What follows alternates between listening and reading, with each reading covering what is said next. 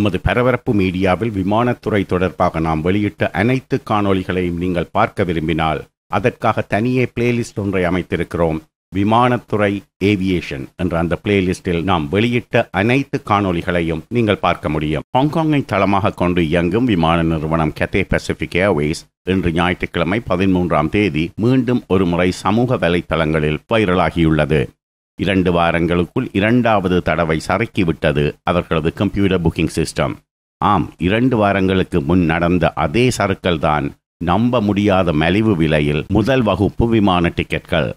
இவ்வளவு குறுகிய காலப்பகுதிக்குள் ஒரே தவறு 2 தடவை நடைபெறுவது ஆச்சரியத்தை ஏற்படுத்துகிறது. இந்த 2 தடவைகளிலும் சேர்த்து Cathay Pacific Airways சில மில்லியன் டாலர்களை இழக்கும் என கூறப்படுகிறது.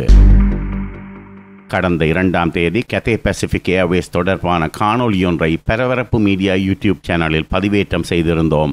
அதில் அந்த விமான நிறுவனத்தின் கம்ப்யூட்டர் புக்கிங் சிஸ்டத்தில் ஏற்பட்ட ஒரு கிளிச் காரணமாக வட அமெரிக்காவுக்கான முதல் வகுப்பு விமான டிக்கெட்கள் சாதாரண வகுப்பு கட்டணத்தில் விற்கப்பட்டன என கூறியிருந்தோம். அந்த சம்பவம் நடந்தது புத்தாண்டு பிறப்பதற்கு முதல் நாளிரவு. Cathay Pacific Airways தவறை கண்டுபிடித்து சரி செய்வதற்குள் விஷயம் சமூக வலைத்தளங்களில் வேகமாக பரவி ஆயிரக்கணக்கான பயணிகள் மலிவு விலை முதல் வகுப்பு டிக்கெட் எடுத்துவிட்டார்கள். பரபரப்பு மீடியாவில் நாம் கூறிய அந்த மலிவு விலை டிக்கெட்கள் வியட்நாமில் இருந்து வட அமெரிக்கா செல்லும் விமானங்களிலேயே காட்டியது.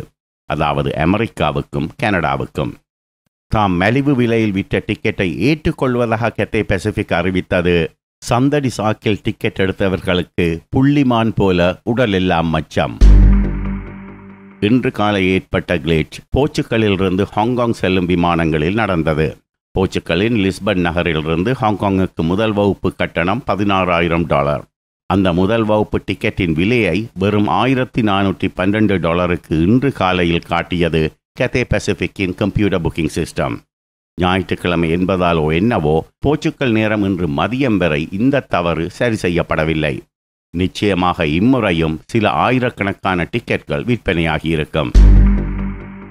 அதே நேரத்தில் கடந்த முறையை விட இம்முறை Cathay Pacificக்கு அதிக நஷ்டம் ஏற்பட்டிருக்கும் என்று சொல்லலாம். அது ஏனென்றால் Cathay Pacific Airways போர்ச்சுகலுக்கு விமானங்களை நேரடியாக இயக்குவதில்லை. எனவே இவர்கள் விற்ற டிக்கெட்டில் மற்றொரு விமான நிறுவனமும் பங்குக்கு வரப்போகிறது. நாம் ஏற்கனவே குறிப்பிட்ட லிஸ்பன் உதாரணத்தை எடுத்துக்கொள்ளுங்கள்.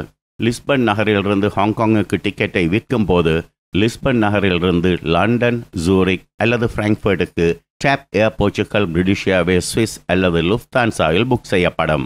அதன் பின் அங்கிருந்து Cathay Pacific கனெக்ட் செய்யும். முதல் வகுப்பு கட்டணம் $16,000 என்றால் அதில் குறிப்பிட்ட சதவீதத்தை TAP Air Portugal, British Airways, Swiss அல்லது லுஃப்தான்சாவுக்கு கொடுக்க வேண்டும். அந்த டிக்கெட்டை Cathay Pacific Airways $1,412 விற்றால் அது இவர்களது பிரச்சனை, அவர்களது பிரச்சனை அல்ல. எனவே அவர்களுக்கு $16,000 சதவீதம் கொடுக்கப்பட வேண்டும்.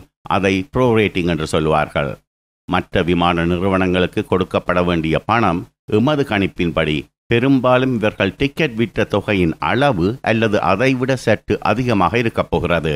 ப்ரோரேட் அதிகமாக இருந்தால் Cathay Pacific Airways டிக்கெட் எடுத்தவரை முதல் வகுப்பில் இலவசமாக கொண்டு செல்வது மட்டுமல்ல, தமது பாக்கெட்டிலிருந்து மற்ற விமான நிறுவனத்துக்கு பணம் கொடுக்கவும் வேண்டியிருக்கும்.